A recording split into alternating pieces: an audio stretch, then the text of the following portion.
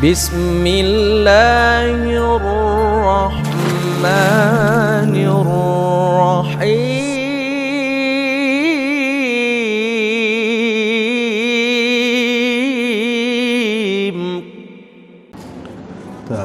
Bismillahirrahmanirrahim. Assalamualaikum warahmatullahi wabarakatuh. Alhamdulillah, wassalatu wassalamu ala rasulillah wa ala alihi wa sahbihi wa mawalah wa la hawla wa la quwata illa billahi wa ba'du. Alhamdulillah, segala puja dan puji hanya milik Allah subhanahu wa ta'ala. Salawat dan juga salam kita hadiahkan kepada Rasul kita Nabi besar Muhammad sallallahu alaihi wa ala alihi wasallam. Kita lanjutkan kajian kita, masih membahas kitab 175 Jalan Menuju Surga, dan kita masuk pada poin ke-24 tentang keutamaan menahan amarah. Kita baca hadisnya, baru kita jelaskan. Nabi SAW bersabda, "Man qadhama ghaidan wa huwa yastati'u an yunaffidahu da'ahu Allahu yawmal qiyamati ala ru'usil khalaiq hatta yukhayyirahu fi ayyil huri sya'a." Barang siapa yang menahan amarahnya padahal dia sanggup untuk meluapkannya, maka Allah subhanahu wa ta'ala akan memanggilnya pada hari kiamat di hadapan semua makhluknya. Kemudian Allah memilihkan untuknya para bidadari yang dia sukai. Kemudian Nabi SAW bersabda juga, "Man kaffa ghadabahu satarahu Allahu auratahu wa man qadhama ghaidan walau syaa an yamdiyahu amdahu mala Allahu qalbahu ridha yaumal qiyamati." Barang siapa yang menahan emosinya atau perasaan marahnya, niscaya Allah akan menutupi aibnya. Dan barang siapa yang menahan amarahnya padahal dia mampu meluapkannya, niscaya pada hari kiamat Allah akan memenuhi hatinya dengan keridhaan kepada Allah subhanahu wa ta'ala. Taib, ma'asyiral muslimat yang dimuliakan Allah subhanahu wa ta'ala, bab ini menjelaskan kepada kita tentang keutamaan menyembunyikan amarah, dan itu salah satu dari jalan menuju surga Allah subhanahu wa ta'ala. Dalam kehidupan kita, saya, ibu atau siapapun, mesti ada yang memancing kita untuk marahkan. Mesti itu. Entah itu datangnya dari keluarga sendiri, entah itu datangnya dari tetangga sendiri, ataupun orang-orang yang ada di luar sana. Mesti ada orang yang memancing kemarahan itu. Boleh jadi mungkin dengan kata-katanya mungkin tidak pantas diucapkan, sehingga menyinggung perasaannya, akhirnya dia pun emosi dan marah. Atau mungkin bersumber dari perbuatannya, sehingga dia atau kita tidak terima dengan apa yang dilakukan kepada kita, sehingga kita emosi dan marah. Atau dengan hal-hal yang lain. Terkadang pamannya ibu di satu grup di WA, ada orang yang menyinggung padahal nggak nyebut nama ibu, tapi ibu tersinggung, akhirnya emosi dan marah. Dalam kehidupan manusia pasti sajalah, nggak mungkin tidak, pasti ada orang yang memancing kemarahan, itu mesti ada.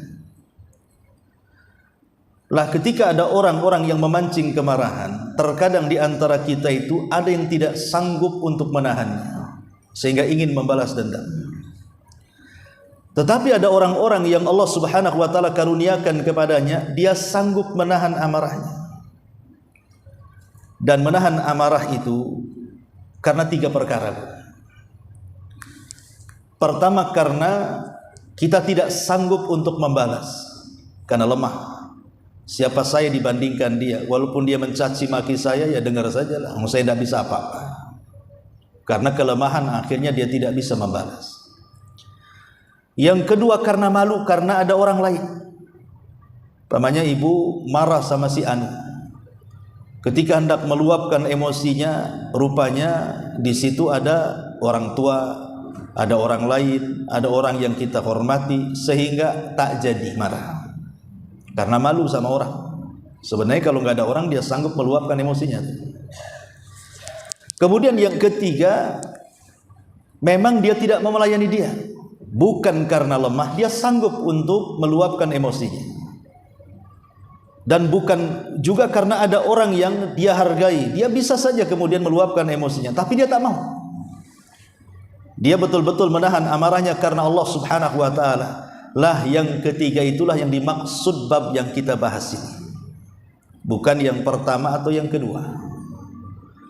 Karena biasanya kalau seandainya orang yang lemah dan dia tidak sanggup membalas, tidak mungkin orang itu bisa memaafkan.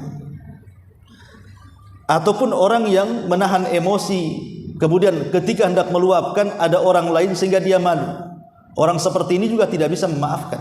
Sebab kalau orang itu pergi, dia bisa emosi, nampaklah itu balas dendamnya. Tapi kalau orang ketiga mungkin. Ketika dia sanggup membalas kemudian tidak mau membalas, tentu niatnya karena Allah Subhanahu wa taala, pasti orang seperti ini bisa memaafkan. Makanya kenapa kemudian dalam bab ini orang-orang yang sanggup meredam emosi dan amarah itu diberikan pahala dan ganjaran berupa surga Allah Subhanahu wa taala. Akan dipanggil di tengah-tengah manusia dan akan dihadiahi surga. Ma'asyiral muslimat yang dimuliakan Allah Subhanahu wa taala. Di sini Nabi SAW mengatakan, man qadhama ghaidhan, barang siapa yang menutupi ataupun menahan amarahnya. Dalam bahasa Arab, ghaid itu adalah puncak dari kemarahan. Itu disebut ghaid namanya. Kalau ghadab dalam bahasa Arab juga marah, tetapi di bawahnya. Tapi kalau sudah puncaknya, ibu emosi marah luar biasa, itu disebut ghaid namanya. Jadi di atas puncak kemarahan, ibu tahan. Nah itulah keutamaannya. Allah Subhanahu wa taala akan panggil kita di halayak manusia pada hari kiamat, kemudian diberitahu tentang kenikmatan yang kita akan dapat di surga. Bicara tentang marah, terkadang di antara kita ini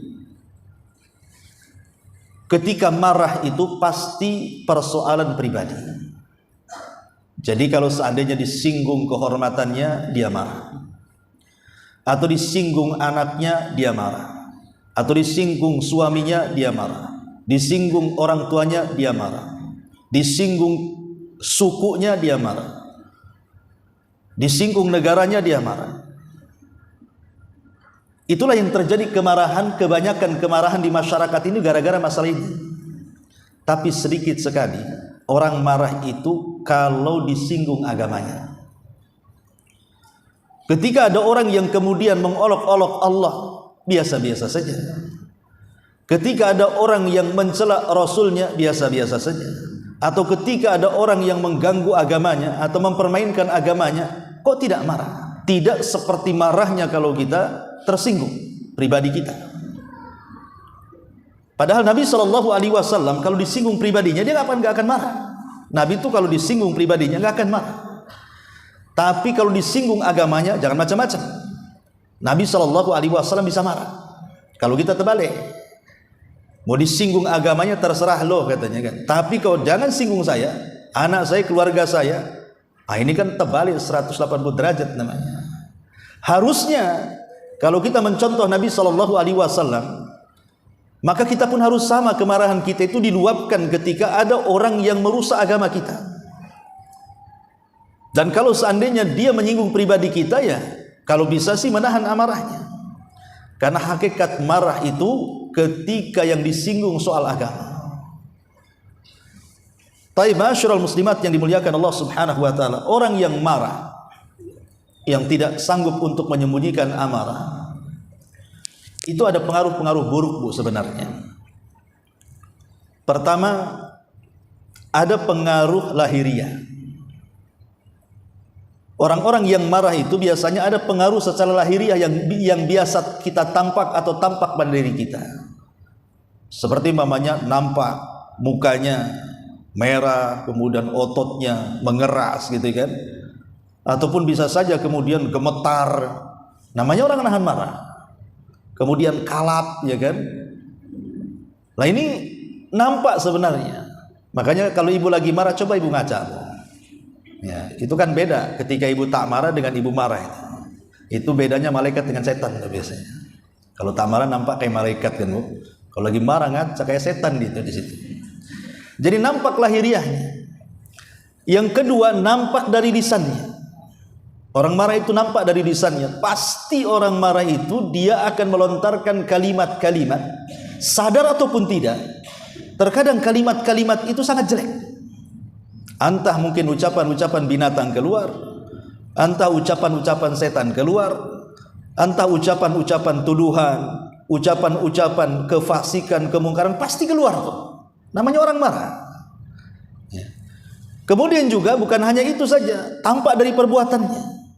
Kadang dia banting-banting sesuatu, dorong-dorong sesuatu. Orang marah itu seperti itu kan. Yang dihadapannya bisa dibanting dia. Ataupun tampak dalam hatinya.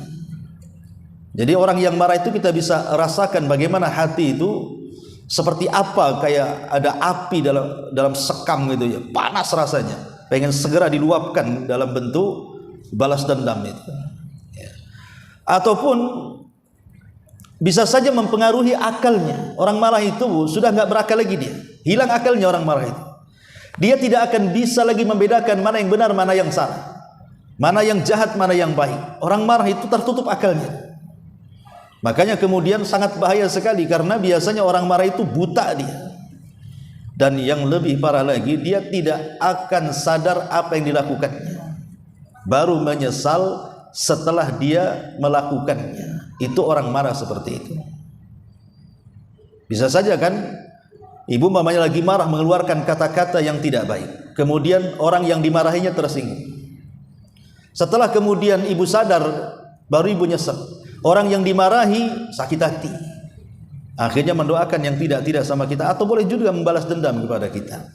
Lah, hal-hal yang seperti ini wajar, karena memang marah itu datang dari setan. Marah itu datang dari setan. Sampai ada seorang ulama, dia mengatakan, aqrabu ma yakunul abdu min ghadabillah idza ghadib. Kata Abu Dzar, seorang sahabat radhiyallahu anhu, mengatakan, seseorang paling dekat dengan kemurkaan kepada Allah. Jadi seseorang itu lebih dekat dengan kemurkaan Allah saat dia marah. Ingat, Bu. Jadi orang yang paling dekat dengan murkanya Allah itu ketika kita sedang marah. Karena tadi saya katakan orang marah itu tidak hilang akalnya. Dia bisa mengucapkan kalimat-kalimat sadar ataupun tidak. Terkadang kalimat itu membuat Allah murka. Makanya ada hadis yang mengatakan, wa innal abda yatakallamu bil kalimati min sukhtillahi la yulqilaha balan yahwi sahibuha fi nari jahannam. Terkadang ada seorang hamba mengucapkan satu kalimat tanpa sadar, rupanya kalimat itu membuat Allah murka. Itu cukup membuang dia ke dalam jahanam. Makanya kenapa kemudian pentingnya menahan marah? Karena orang marah itu lupa diri, lupa ingatan. Terkadang dia melontarkan kata-kata nggak sadar, rupanya kata-kata itu justru membuat murka Allah yang menjadikan kita menjadi penghuni jahanam. Maka di sini pentingnya menahan amarah di sini, supaya tidak mengeluarkan kata-kata yang tanpa sadar menjadi Allah murka. Makanya kata Abu Dzar, sesuatu yang paling mendekatkan dengan kemurkaan Allah itu saat dia marah. Makanya kenapa kemudian ulama mengatakan, kalau kita sedang marah, Bu, pertama segeralah kita al-isti'anatu billah, meminta kepada Allah pertolongan. agar jangan kemudian marah ini terus dituruti. Minta pertolongan kepada Allah. Idza sta'anta fasta'in billah. Kalau minta pertolongan, mintalah pertolongan kepada Allah Azza wa Jalla. Kemudian yang kedua, al-isti'adzatu billah. Cobalah kita berlindung kepada Allah Subhanahu wa taala, karena begini Bu, orang yang sedang marah ini, kalau kita tidak segera berlindung kepada Allah Subhanahu wa taala, maka orang ini biasanya tidak akan menerima kebenaran. Karena di zaman Rasul ada dua orang yang sedang bertengkar sampai memerah wajahnya, terangkat suaranya. Karena orang marah itu kan meki-meki, bukan? Biasanya orang marah itu nggak malu dia dengan siapa saja, dia akan tumpahkan di situ. Jadi Nabi SAW akhirnya menyampaikan kepada seseorang untuk melerai dua orang yang sedang emosi itu. Kata Rasul SAW kepada orang ini, sampaikan kepada orang yang sedang bertengkar itu, inni la a'lamu kalimatan law qalaha la dhahaba anhu ma yajid. Aku punya satu kalimat, kalau diucapkan orang yang sedang marah, saya yakin maka akan sedikit demi sedikit hilang kemarahannya. Kemudian Rasul mengatakan, ucapkan a'udzu billahi minasyaitonir rajim. A'udzu billahi minasyaitonir rajim. Aku berlindung kepadamu ya Allah dari setan yang terkutuk. Akhirnya kemudian orang ini mendatangi orang yang sedang marah-marahan tadi, orang yang sedang bertengkar tadi, dan mengatakan, barusan Nabi SAW mengajarkan satu kalimat, kalau kalian berdua mengucapkannya, maka akan hilang perasaan marah di antara kalian berdua. Ucapkanlah a'udzubillahi minasyaitonir rajim. Tiba-tiba kemudian yang satu mengatakan, abi majnunun, apakah aku sudah gila mengucapkan kalimat itu? Lihat, dinasihati malah melawan. Itulah orang yang marah, Bu. Orang marah itu hilang ingatannya. Walaupun umpamanya dinasihati, suruh membaca doa ini, doa itu, ibu yang kena marah. Coba saja kalau ada orang marah, ibu dekati, ibu katakan, ya apa istilahnya, nyebut gitu ya, suruh nyebut gitu kan. Jadi orang marah, nyebut apa aku katanya. Kan nyebut bukan begitu, Bu, ajari. Istighfar. Kalau di masyarakat kan begitu. Sudah istighfar. Walaupun ibu nasihati dengan seperti itu, nggak akan didengar sama orang marah tuh. Justru dia akan nyemprot kita. Istighfar. Dosa apa aku sama kamu katanya. Jadi kadang-kadang ada orang-orang itu yang dinasihati mental. Lah kenapa kemudian orang yang marah itu susah? Makanya segera berlindung kepada Allah. Dikhawatirkan kita menolak Quran dan Sunnah jadinya kan. Harusnya kalau dinasihati ya makasih kan itu. Tapi orang marah itu nggak akan tuh menerima nasihat. Makanya kemudian tahap yang kedua, cobalah isti'adzah billah, meminta perlindungan kepada Allah Subhanahu wa taala. Kemudian yang ketiga, kalau tidak bisa juga tetap marah, Bu, taghayyurul halat. Coba dirubah posisi. Jadi ibu kalau sedang marah berdiri, Bu, nah ibu duduk. Nah, kalau duduk juga masih marah, coba baring. Kemudian baring juga marah, jalan kaki. Kok jalan kaki marah, ibu lari. Kan gitu. Pokoknya coba ganti posisi. Gimana caranya? Nah ini, pokoknya kalau lagi marah itu ganti posisi. Ya kalau marahnya duduk ya berdiri, jalan. Pokoknya jangan satu posisi. Kalau satu posisi itu marahnya nggak akan hilang. Buat banyak posisi. Kemudian juga kalau juga sudah jalan, sudah lari kok masih malah ngos-ngosan, makin marah kan itu, maka berwudulah. Karena memang ada hadis Nabi SAW, apabila seseorang itu lagi marah, falyatawaddo, berwudulah. Kenapa? Karena asal marah itu dari setan, dan setan itu tercipta dari api, dan api tidak mungkin dipadamkan kecuali dengan air, dan berwudulah dengan air. Maka mudah-mudahan dengan cara itu marah kita akan bisa ditahan. Kemudian kalau tidak bisa lagi berwudu, maka ada langkah selanjutnya, berhusnudzonlah kepada orang yang memancing kita marah. Umpamanya ada orang itu menghina kita, mencaci kita, maka ibu jangan kemudian langsung memaknai cacian itu dengan arti yang sesungguhnya. Kalau bisa cari makna yang lain. Mungkin dalam kalimat itu ada makna yang lain, yang makna itu positif dan tidak negatif. Contoh kisah, Imam Syafi'i rahimahullahu ta'ala, pernah sakit Sakitnya parah Imam Syafi'i itu. Kemudian ada muridnya namanya Yunus ibn Abi A'la rahimahullahu ta'ala mengunjungi Imam Syafi'i yang sedang sakit. Ketika kemudian sampai, maka Yunus ini duduk di samping Imam Syafi'i, kemudian mendoakan dengan kalimat qawwallahu dha'faka ya imam. Qawwallahu dha'faka ya imam. Kalimat qawwallah itu memiliki dua makna. Bisa diartikan qawwallah itu semoga Allah menguatkan kelemahanmu, artinya tambah lemah. Atau qawwallahu dha'fak itu artinya semoga Allah mengangkat kelemahanmu. Itu kan dua arti yang berbeda tuh. Yang satu mendoakan, yang satu maknanya semoga makin parah penyakitmu. Yang satu maknanya semoga Allah menyembuhkan penyakitmu, kan ada dua makna itu. Kalimatnya sama. Qawwallahu dha'fak, semoga Allah menguatkan penyakitmu. Boleh jadi artinya disuruh makin parah. Ya. Atau artinya qawwallahu dha'fak itu artinya semoga Allah menyembuhkan penyakitmu. Jadi Imam Syafi'i sambil tersenyum mengatakan kepada muridnya, wahai Yunus, kalau seandainya kau mengatakan seperti itu, sama saja kau berdoa supaya aku makin parah. Ya, kata Yunus, aku tidak bermaksud seperti itu. Kata Imam Syafi'i, aku tahu engkau tidak bermaksud seperti itu. Kalaupun engkau bermaksud seperti itu, maka tetap aku mengatakan engkau tidak bermaksud seperti itu. Itulah akhlak. Ya, akhlak seperti itu. Jadi kalau umpamanya ada orang yang marah-marah kepada kita, coba ibu takwil, mungkin dia lagi bertengkar dengan suaminya, jadi muntahnya sama saya. Jadi cobalah dibuat takwil. Jadi jangan langsung seolah-olah dia sedang memarahi saya, enggak. Mungkin ada masalah orang itu di luar, biarkan saja dia ngomong. Ya, biar keluar semua usus-ususnya. Umpamanya seperti itu supaya kita tidak tersinggung. Ya. Tapi kalau kita menghadapi orang marah seolah-olah dia sedang marah sama kita, ya siapa yang tidak marah dimarahi.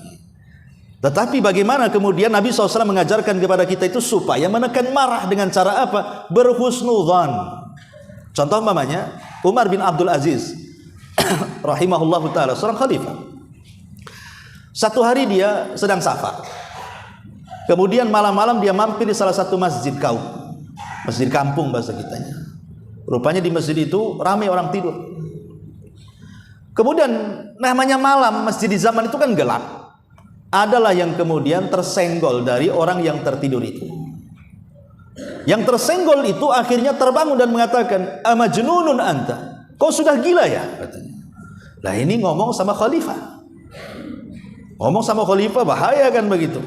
Jadi ajudan yang mengatakan, wahai khalifah, perlukah aku penggal lehernya, dia sudah menghina kamu? Kata Umar bin Abdul Aziz, apa salahnya? Dia kan bertanya, apakah saya gila? Saya jawab tidak. Ya sudah selesai. Jadi kalau jawabannya kan gitu kan enak, Bu.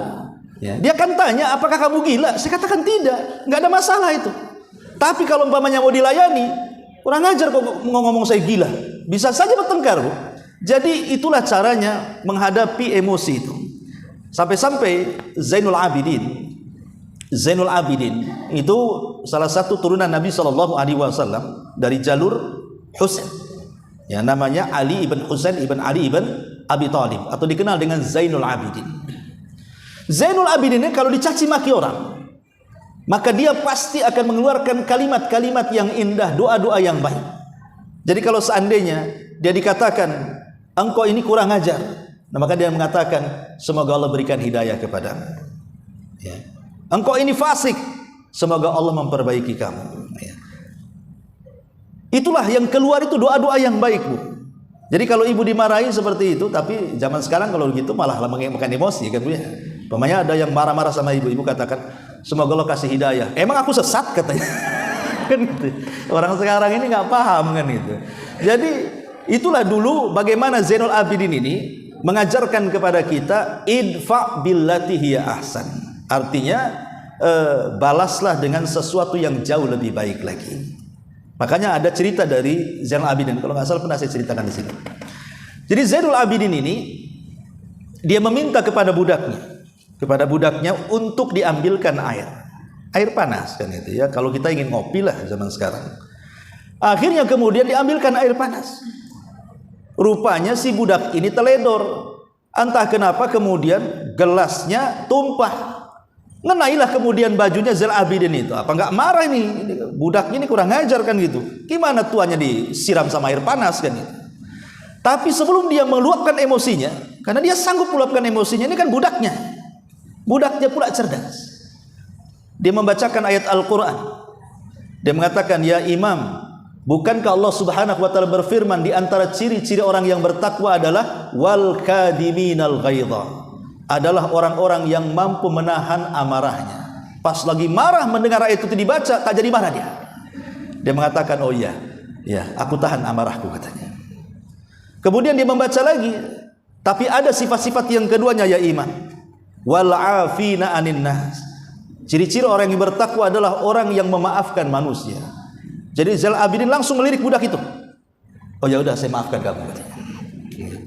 Kata budak itu ada lagi tambahan ayatnya, wallahu yuhibbul muhsinin, dan Allah suka dengan orang-orang yang berbuat baik. Kata Zainal Abidin, ya kalau gitu kubebaskan kau, udah pergi sana. Kan enak bu. Tuh. Kalau diingatkan dia sadar gitu ya. Kalau diingatkan dia sadar, itulah contoh orang yang bisa menahan emosi. Diingatkan dia sadar. Kalau kita diingatkan makin muncak tuh. Ya. Apalagi kemudian dilerai kawannya, akhirnya disangkanya kawannya pula ikut-ikutan kan. Oh jangan-jangan kau sama dia pula berkongsi katanya. Padahal kawannya mau nasihati sebenarnya. Lah itulah kadang-kadang orang yang emosi ini tidak bisa tertahankan. Makanya cobalah berhusnudzon. Ya, memberikan uzur kepada orang yang marah. Ya mungkin dia habis, mungkin salah obat yang makan mungkin. Atau apalah, yang penting supaya kita tenang. Supaya jangan mempedulikan dia. Itu namanya husnudzon. Ya. Kemudian juga yang selanjutnya, coba ingat ketika kita sebelum marah itu, ingatlah kajian tentang hari ini tentang keutamaan orang yang menyembunyikan amarahnya. Oh iya, nggak jadi saya marah. Kenapa? Tadi saya baru ngaji katanya. Keutamaan orang yang marah, yang menahan amarah gitu. Ingat keutamaan itu. Ya. Kemudian juga ingat akibatnya. Akibat orang marah seperti apa? Itu bisa mempengaruhi semuanya. Bukan hanya mempengaruhi agamanya, kesehatan-kesehatannya itu terpengaruh. Orang marah itu. Lihat orang yang punya jantung emosi, mati dia bu. Ya, terguncang jantungnya kan, karena dia tidak bisa menahan amarahnya. Kalau orang nggak bisa menahan amarah itu, semua akan naik bu. Kolesterol naik, darah tinggi naik, semua naik bu. Ya. Nurunkannya susah pula tuh. Naiknya mudah, nurunkannya susah. Itu dari segi kesehatan. Apalagi dari segi agama, sudah jelas orang marah itu pasti akan mencaci, memaki dan begitu, dan itu semua akan dicatat oleh Raqib dan Atid. Sadar ataupun tidak. Kalau sudah mengeluarkan kata-kata kotor, pasti dicatat. Kemudian juga cobalah berusaha untuk diam dan tidak mempedulikan. Jangan pedulikan. Diam dan mempedulikan. Jangan pedulikan. Kemudian yang terakhir tentu berdoa kepada Allah Azza wa Jalla. Minta kepada Allah Subhanahu wa Ta'ala agar kita sanggup untuk menahan amarah. Taib, ma'asyiral muslimat yang dimuliakan Allah Subhanahu wa Ta'ala. Itu diantara tentang cara-cara meredam emosi. Ada beberapa perkataan para ulama yang saya akan sebutkan dulu. Pertama, Umar bin Khattab radhiyallahu anhu pernah menulis surat kepada Abu Musa al-Asy'ari. Di antara isinya, wa iyyaka wal ghadab. Hati-hati wahai Abu Musa, jangan suka marah, jangan suka meluapkan emosi. Maka di zaman Rasul ada orang yang datang kepada Nabi SAW minta diwasiati. Rasul, nasihati saya. Kata Rasul, la taghdab. Kalau begitu kau jangan marah. Datang lagi besoknya, wahai Rasul, berikan wasiat kepada aku. Kata Rasul, la taghdab, jangan marah. Kemudian besoknya datang lagi, ya Rasul, wasiyati aku. Kata Rasul, jangan marah. Jadi 3 kali Rasul mengatakan jangan marah, jangan marah, jangan marah. Kenapa Rasul SAW mewasiatkan seperti itu? Karena Rasul itu ketika menasihati orang, dia melihat karakter orang. Kalau karakter orang ini suka emosian, ya itulah yang dinasihatkan. Dia tahu karakter orang, makanya kemudian Rasul, oh cocoknya orang ini dinasihati untuk tidak mudah emosi, mungkin karena orangnya emosian. Maka itu pula yang dinasihatkan Nabi SAW kepada orang tersebut. Kemudian juga dikatakan oleh Hasan al-Basri rahimahullahu taala, arba'un man kunna fihi asamahullahu minasyaitan. Ada 4 perkara yang kalau dilakukan maka setan tidak bisa mendekati kita. Kata Hasan al-Basri, ada 4 perkara. Kalau seandainya dilakukan, maka Allah akan menjaga kita dari setan. Wa harramahu 'alan nar, bahkan Allah akan haramkan kita dari api neraka. Yang pertama, man malaka nafsahu inda raghbati. Siapa yang bisa menahan jiwanya ketika menginginkan sesuatu, tidak tergesa-gesa kalau menginginkan sesuatu, nanti ujung-ujungnya nyesel. Ibu ke mall jalan-jalan, nampak ada tas bagus, langsung dibeli, sampai rumah nyesel, kenapa aku beli tadi. Ya. Kemudian yang kedua, orang yang menahan jiwanya ketika dia sedang takut. Kemudian yang ketiga, orang yang bisa menahan jiwanya ketika ada dorongan syahwat. Kemudian yang keempat, orang yang bisa menahan jiwanya ketika dia emosi. Jadi orang yang bisa menahan jiwa ketika ada dorongan menginginkan sesuatu, ataupun takut kepada sesuatu, atau terhadap syahwat yang mendorongnya, atau terhadap emosi yang mendorongnya, dia bisa menjaga dirinya, maka dijamin, kata Hasan Al-Basri, dia akan dijauhkan dari setan dan akan diharamkan dari neraka. Kemudian juga dicontohkan oleh Sahal ibn Harun radhiyallahu rahimahullah tadi mengatakan, salasatun yauduna ila ajannil majanid wa in kanu aqalal uqala. 3 orang dianggap gilanya orang gila, paling gilanya orang gila. Ada orang gila, ini ada yang lebih gila lagi. Ya, orang gila kan sudah gila tuh. Ini lebih gila daripada orang gila. Katanya siapa? Katanya Sahal ibn Harun rahimahullahu taala. Walaupun dia paling orang yang berakal, walaupun dia orang yang paling berakal, tetap dikatakan ajannul majanin, segila-gilanya orang gila.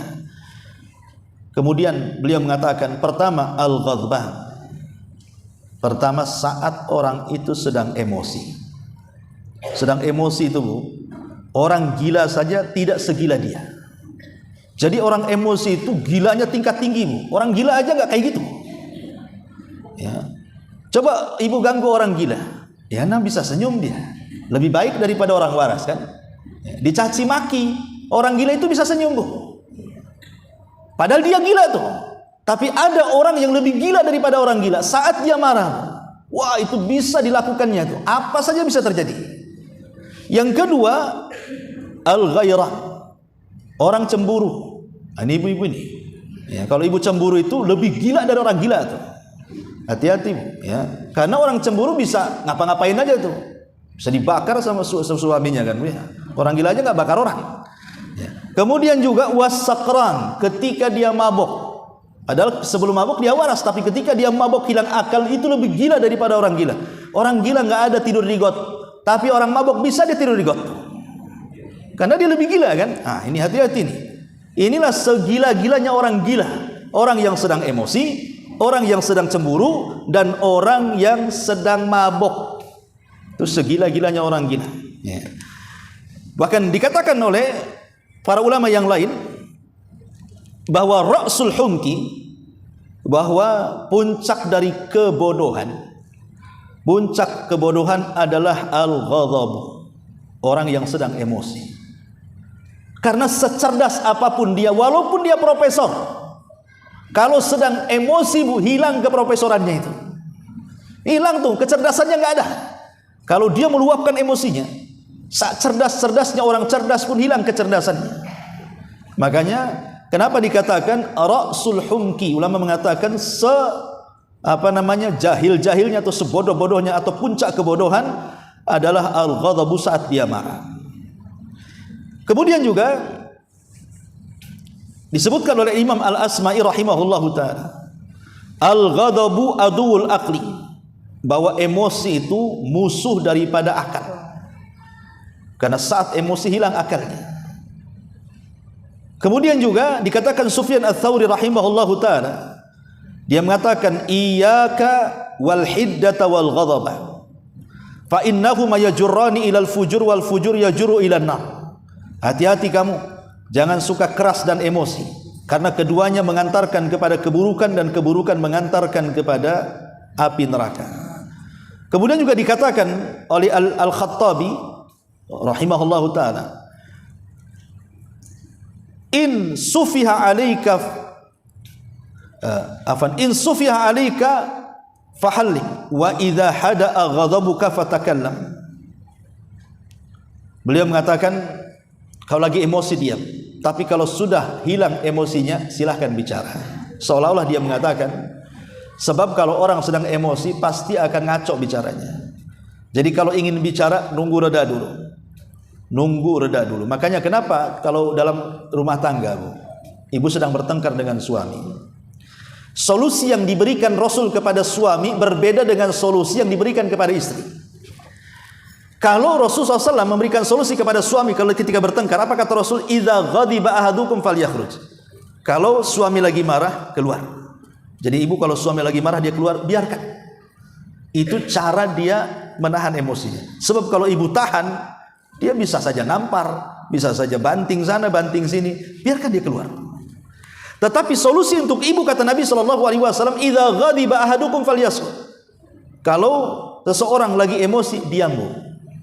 Jadi kalau ibu lagi emosi lebih baik diam, kalau suami lagi emosi biarkan dia keluar. Itulah bedanya, ya. Kenapa demikian? Sebab kalau ibu lagi emosi, kemudian ibu ngomong, biasanya suami baru satu kalimat, ibu udah 1000 kalimat tuh. Dan pasti memori-memori dulu itu akan mengalir begitu saja. Nggak tahu kok bisa itu memorinya keluar semua. Padahal sudah lupa kan, bisa diingatkan lagi tuh. Mulai dari tahun kemarin itu hafal tanggal, waktu, hari semua hafal tuh. Tak dari mana tuh datang memori itu. Kalau laki-laki kan mudah lupa, Bu. Yang kemarin nggak tahu saya. Ya sudah. Ya, karena ketutup dengan akalnya. Tapi kalau ibu kebuka dengan perasaannya, makanya kebongkar semuanya. Mungkin udah punya catatan di kamar, saya tak tahu kan. Tapi yang jelas bahwa dari sini menunjukkan bagaimana bahayanya orang emosi. Taib itu diantara sedikit keterangan. Kembali kepada hadis Nabi SAW di sini. Nabi SAW mengatakan, man qadhama ghaidhan, barang siapa yang menahan puncak amarah. Ghaidh itu artinya puncak amarah. Wa huwa yastati'u an yunafidahu, sementara dia sanggup untuk meluapkannya. Dia bisa ketika marah itu ngomong, ya, dan dia sanggup, bukan karena lemah, bukan karena malu, tidak, dia sanggup untuk meluapkan emosinya. Tapi dia tahan, tidak mau, ya. Tentu karena Allah Subhanahu wa taala. Maka sebagai balasannya, da'ahullahu yaumal qiyamah, maka Allah Subhanahu wa taala akan memanggil orang tersebut pada hari kiamat ala ru'usil khalaik, di tengah-tengah seluruh manusia yang awal sampai yang akhir. Kemudian hatta yukhayyirahu fi ayyi huril in, sampai kemudian Allah akan memilihkan untuknya bidadari yang dia sukai. Tentu ini bagi laki-laki. Bagi perempuan ya tentu nikmat yang lain yang Allah berikan. Ini kan contoh saja. Rasul mencontohkan bagi laki-laki, kalau dia bisa menahan emosi maka silahkan pilih dari bidadari. Tentu kalau ibu yang seperti itu tentu akan lain lagi kenikmatan yang Allah berikan saat mampu menahan emosinya. Kemudian Nabi SAW juga mengatakan, man kaffa ghadabahu, barang siapa yang mampu menahan emosinya, dia sanggup menahan emosinya, satarahullahu auratahu, maka Allah akan tutup aibnya. Kenapa Allah Subhanahu wa taala akan tutup aibnya? Ya tadi, kalau orang lagi emosi pasti akan bongkar-bongkar aib orang. Kayak aku nggak tahu kamu saja, mau kubongkar aibmu. Orang marah kan begitu, dia ngancam-ngancam dia. Ya. Kau juga kok merasa kayak malaikat. Aku bisa juga sisi setanmu saya bukan. Ya. Jadi ada orang-orang itu yang kemudian berusaha untuk membongkar aibnya. Akhirnya disebar lewat grup, lewat WA, macam-macam tuh. Tapi orang yang menahan, mau tulis tak jadi, mau ngomong dia tahan, mau mukul dia tak mau. Maka Allah Subhanahu wa taala janjikan satarahullahu auratahu, maka aib dia akan ditutup oleh Allah Subhanahu wa taala. Wa man kadhama ghaidhan, tapi barang siapa yang kemudian menahan amarahnya, walau syaa, walaupun dia sanggup, an yamdiyahu, untuk membalasnya, amdahu mala Allahu qalbahu ridha yaumal qiyamah, niscaya pada hari kiamat Allah akan memenuhi hatinya dengan keredhaan. Ridha Allah Subhanahu wa taala itu sangat kita hajatkan. Karena begini, nanti orang-orang ketika di sorga, kenikmatan yang paling tinggi adalah ridhonya Allah. Tidak ada kenikmatan yang dimiliki oleh kita kalau Allah takdirkan masuk sorga kecuali mendapatkan ridhonya Allah. Jadi ketika Allah Subhanahu wa taala mendatangi penduduk sorga, dan itu di hari Jumat. Kalau di sorga itu namanya hari mazid, hari tambahan nikmat. Kalau di dunia namanya hari Jumat. Jadi Allah Subhanahu wa taala akan menemui hamba-hambanya di sorga di balik tirainya, dan tirainya Allah adalah cahaya. Kemudian Allah Subhanahu wa taala akan berfirman kepada penduduk sorga, saluni ma syi'tum, mintalah sesuatu kepadaku, aku akan beri, aku akan tambah nikmat kalian. Maka penduduk sorga mengatakan, ya Rabb, alam tubayyid wujuhana wa tubaiduna anin nar wa tudkhilana al-jannah, bukankah engkau sudah memutihkan wajah-wajah kami, mengeluarkan kami dari neraka, memasukkan kami ke sorga, apalagi ya Rabb nikmat, sudah cukup ya Rabb. Tapi Allah mengatakan, saluni ma syi'tum, minta lagi sesuatu yang kalian kehendaki, minta sekarang, ku tambah kenikmatanku untuk kalian. Maka penduduk surga bingung mau minta apa, karena semua sudah ada. Kenikmatan yang tidak pernah dilihat mata, didengar telinga, terlintas dalam otak manusia pun sudah mereka dapati di sorga. Tiba-tiba Nabi Adam alaihi salatu wassalam bangkit dan mengatakan, mintalah kepada Allah keredhaan. Sebab kalau dia murka, maka nasib kalian sama dengan nasib aku. Dulu aku di sorga, tiba-tiba Allah murka, Allah usir aku dari sorga. Maka minta keredhaannya agar kita semua jangan pernah dikeluarkan lagi dari sorga, dan jangan sampai Allah murka lagi kepada kita. Maka serentak penduduk sorga mengatakan, nas'aluka ridhaka ya Rabbana, ya Rabb kami meminta kerelaanmu, keredhaanmu, agar engkau tidak murka lagi kepada kami. Maka Allah mengatakan, hari ini aku berikan keredhaanku untuk kalian, fala ashad alaikum abada, dan aku tidak pernah akan murka lagi kepada kalian selamanya. Jadi selama itulah Allah tidak akan mengeluarkan lagi penduduk sorga, dan mereka akan kekal di dalamnya. Karena Allah janji akan memberikan keredhaan dan tidak akan amarah lagi. Itulah puncak daripada nikmat, mendapatkan keredhaan. Lah salah satunya adalah orang yang bisa menahan emosinya akan mendapatkan keredhaan Allah Subhanahu wa taala. Wallahu a'lam bishawab. Ini yang bisa saya sampaikan. Sebelum saya tutup, silakan kalau ada yang mau bertanya.